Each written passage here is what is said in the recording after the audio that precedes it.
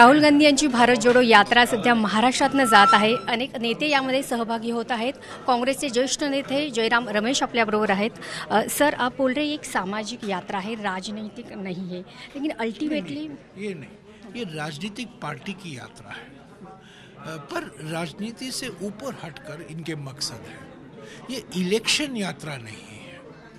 लेकिन अल्टीमेटली इसका फायदा तो आपको होगा। चुनाव जीतो यात्रा नहीं, चुनाव जीतो यात्रा नहीं, पर ये राजनीतिक यात्रा है। क्योंकि हमारे जो मकसद है, हमारा जो उद्देश्य है, क्या आर्थिक विषमताओं के खिलाफ हमारी आवाज़ उठा रहे हैं, सामाजिक ध्रुवीकरण के खिलाफ हम आवाज़ उठा रहे हैं, राजनीतिक तानाशाही के खिलाफ हम आवाज़ उठा रहे हैं। तो ये सब राजनीतिक मुद्दे हो गए ना। तो ये कहना, मेरा कहने का मतलब है, ये इलेक्शन यात्रा नहीं है, ये राजनीतिक पार्टी की ज़रूर यात्रा है, राजनीतिक मकसद है, पर और भी मकसद है। लोगों में एक नई जागृति फैलाना, हमारे संगठन में एक नई जान लाना, और ये सब विचारधाराओं का जो मुकाबला है, इस आरएसएस विचारधारा के साथ मुकाबला करना। सर, हम देखते हैं कि राहुल गांधी बहुत मुद्दे पे बात कर रहे हैं, महंगाई हो, बेरोजगारी हो, या जो कम्युनल फोर्सेस है उनके खिलाफ, लेकिन आपकी नीति क्या है, आपके इसके ऊपर उपाय क्या है, वो क्यों नहीं बता रहे जनता? नहीं, क्योंकि ये मन की बात नहीं है, ये भाषण करने के लिए यात्रा नहीं निकाला गया, ये सुनने के लिए निकाला गया। जनता की चिंता क्या है, जनता के मन में क्या है, वो क्या चाहते हैं, सुनिए। और ठीक है, बातचीत होती है राहुल जी की, ज़्यादा भाषण नहीं होते हैं। नांदेड़ में उन्होंने काफ़ी विस्तार से बात की। उन्होंने कहा कि क्या करेंगे। नांदेड़ में जो रैली हुआ, 18 तारीख को शेगांव में एक रैली होगा, जहां वो बताएंगे। पर रोज भाषण नहीं होते हैं। ये भाषण का मकसद नहीं था।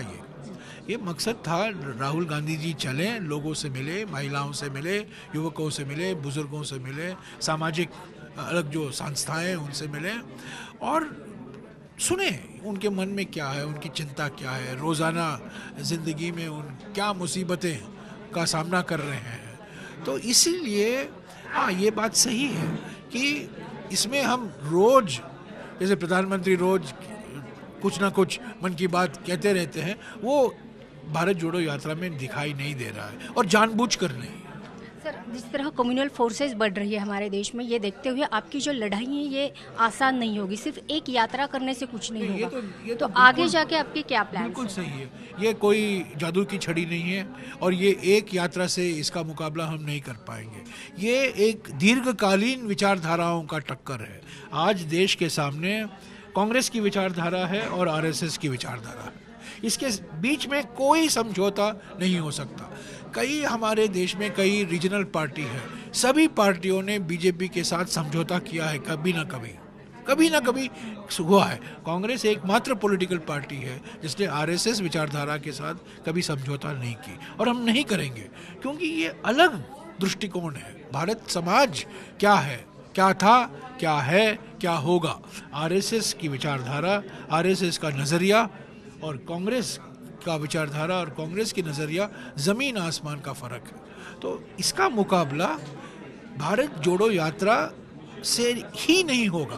भारत जोड़ो यात्रा एक हथियार है। पार्लियामेंट में हमें लड़ना है, पार्लियामेंट के बाहर हमें लड़ना, मीडिया में हमें लड़ना है, और इसको हमें बरकरार रखना है, इसको हमें कंटिन्यू करना है। ये लंबा समय चलेगा। यात्रा से बीजेपी की गुट में थोड़ी सी अस्वस्थता, इनइजी फील कर रहे हैं वो, थोड़ा सा नहीं, बीजेपी तो बौखलाई हुई है, घबराई हुई है, परेशानी में है। जिस तरीके से टिप्पणियां आती हैं, जिस तरीके भारत जोड़ो यात्रा की आलोचना की जाती है, और हमारे और अभी देखिए, हम 4 दक्षिण भारत राज्यों में गए थे, तेलंगाना, केरला, नहीं, केरला में प्रधानमंत्री नहीं गए, तेलंगाना, तमिलनाडु, कर्नाटका और आंध्रा, और 4 दिन बाद और 5 दिन बाद प्रधानमंत्री उसी राज्यों में गए, उसी 4 राज्यों में, क्योंकि वो जान गए, यात्रा से डर गए हैं। बिल्कुल, मैं तो कहूँगा बौखला गए हैं कि गुजरात छोड़े, हिमाचल छोड़े, और इन 4 दक्षिण भारत राज्यों में आ गए। फोटो आप और कैमरा जीवी हमारे जो प्रधानमंत्री हैं, शिलान्यास की।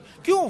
क्योंकि जिस तरीके से भारत जोड़ो यात्रा को स्वागत किया गया इन 4 राज्यों में, ये साफ हो गया था कि कांग्रेस को अलग दृष्टिकोण से अभी लोग देख रहे हैं, और प्रधानमंत्री ने सोचा कि मैं जाऊं, इसका मुकाबला करूं।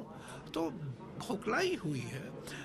आरएसएस के नेता मोहन भागवत जी जिस तरीके से संस्थाओं, मुस्लिम संस्थाओं के साथ मिल रहे हैं, दत्तात्रेय होसबड़े ने कहा है आर्थिक विषमताएं बढ़ रही हैं, बहुत चिंता की बात है। नितिन गडकरी जी, बाबा रामदेव, सुमित्रा महाजन, तो ये सब ये जलवायु परिवर्तन हो रहा है हमारे राजनीति में भारत जोड़ो यात्रा के कारण। सर, ये राहुल गांधी का रीलॉन्चिंग हम समझे? नहीं, रीलॉन्चिंग नहीं है ये। राहुल गांधी, ये असली राहुल गांधी है। ये कोई नया राहुल गांधी नहीं देख रहे हैं, ये असली राहुल गांधी है। इसका कोई रीलॉन्चिंग, राहुल गांधी कोई प्रोडक्ट नहीं है। राहुल गांधी एक इंसान है जिनकी सोच है, विचार है, तो सांसद है, उनकी एक विरासत है, कांग्रेस अध्यक्ष रहे हैं, तो कांग्रेस के एक बड़े नेता हैं, उनका एक विशेष स्थान है हमारे पार्टी संगठन में। उनका रीलॉन्चिंग नहीं है, ये एक भारत जोड़ो, उनके लिए एक तपस्या है।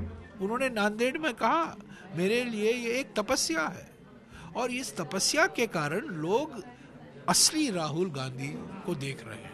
सर, आखिरी सवाल, आपका एज देखते हुए आप चल रहे यात्रा में खुद को कैसे आप फिट रखते हैं? सब यहाँ है, फिटनेस यहाँ से शुरू होता है। अगर ये फिट नहीं है तो शरीर फिट नहीं होता। Thank you. बातचीत करने के लिए धन्यवाद और शुभेच्छा। वीडियो जर्नलिस्ट रवि चव्हाण सह मेघा कुशेक, झी मीडिया, वाशिम। बहिणाबाईंची जात्यावरची ओवी म्हणजे